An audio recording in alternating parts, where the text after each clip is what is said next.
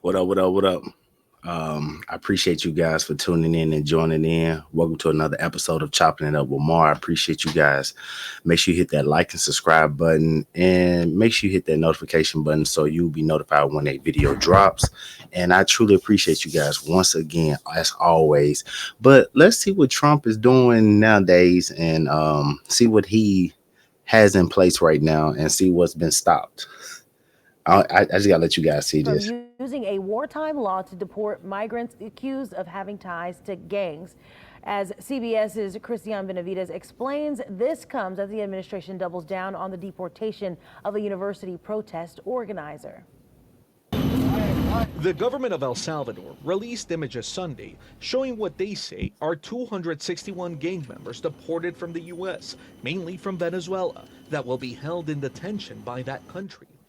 The announcement comes after a federal judge blocked the Trump administration from invoking a 1798 law called the Alien Enemies Act. The law would allow the arrest and deportation without typical due process.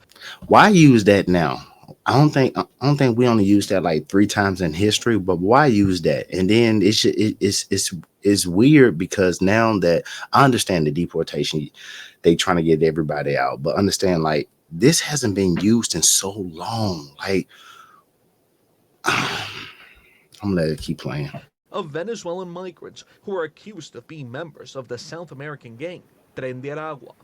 The judge in Washington blocked deportations with a 14-day restraining order. He said planes already in the air carrying deportees should turn around. It's unclear if the Trump administration violated that order.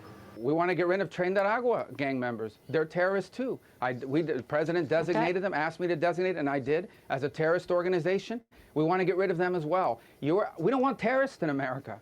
I don't know how hard that is to understand. On Face the Nation, Secretary of State Marco Rubio also defended the administration's move to begin deportation proceedings against Mahmoud Khalil.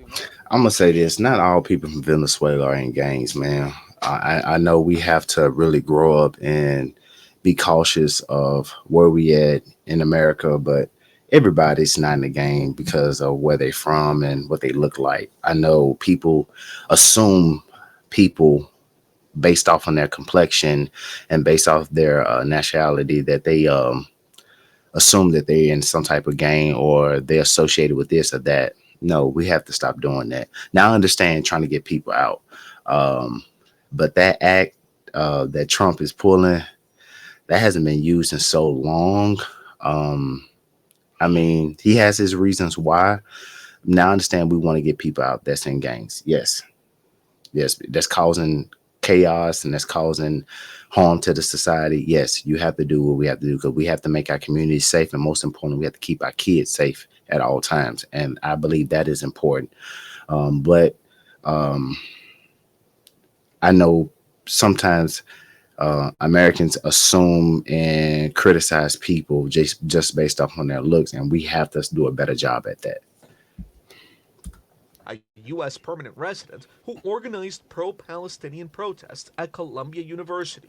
If he had told us, I'm going over there and I'm going over there to become the spokesperson and one of the leaders of a movement that's going to turn one of your allegedly elite colleges upside down, people can't even go to school, library buildings being vandalized, we never would have let him in.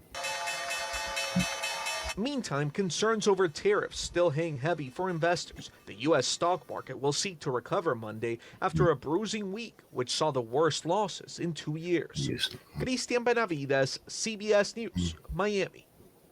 The government of El Salvador released images Sunday showing what they say are 261 gang members deported from the U.S., mainly from Venezuela, that will be held in detention by that country. The announcement comes after a federal judge blocked the Trump administration from invoking a 1798 law called the Alien Enemies Act.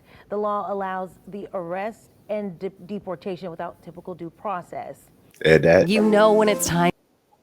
that has that hasn't been used in a long time, guys. That hasn't been used in a long time. So he has his reasons, but and then some people might have trouble past where they were in the game, but they just are not with it no more, and they're trying to make a better living for themselves. And United States of America is the place to make a better living for yourself than probably being in over there in that country. We gotta give people a chance. I understand sometimes, yeah, if you're affiliated and you're causing chaos to the society, you're doing this and doing that, harming people, yes, we got to get you up out of here.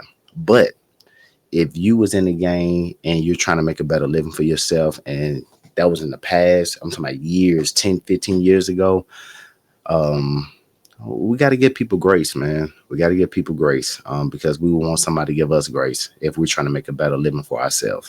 Um, it's just weird, man, to see that and see what's actually going on and see how. I mean, but you got to do what you got to do at the end of the day. Make sure y'all like and subscribe and leave your comments and tell me what you guys think about this. Peace.